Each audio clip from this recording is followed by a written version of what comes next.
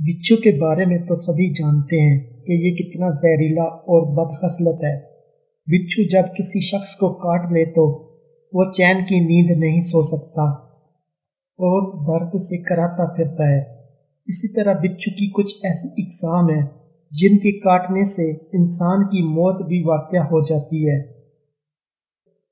इसी तरह इंसान को अपने दोस्त अहबाब चुनते वक्त भी इन बातों का ख्याल रखना चाहिए कि वो बदखसलत ना हो। हजरत शेख सादी रहमतुल्लाह अलैह बिच्छू की पैदाइश के बारे में हैरान कुन वाक़या सुनाते हैं कि बिच्छू भी बदखसलत लोगों की तरह है और हमेशा ऐसे लोगों से दूर रहने की तलकीन की।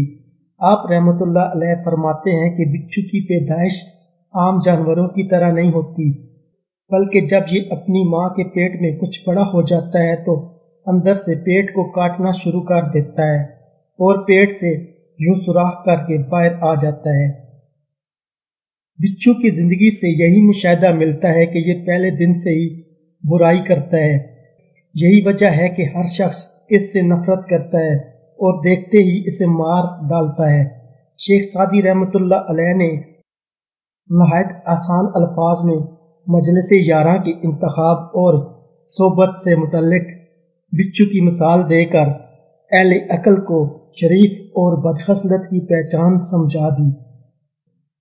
आप रहमतुल्लाह अलैह ने बिच्छू की मिसाल देकर बदखसलत लोगों से अलहदा रहने की तलकीन फरमाई, लेकिन इस बात से किसी सूरत भी इनकार नहीं किया जा सकता कि इंसानों में ये फ़र्क मौजूद है और अहले अक्ल के लिए लाजिम है कि वो इस फ़र्क को हर मुकाबले में मलहूज़े खातर रखें।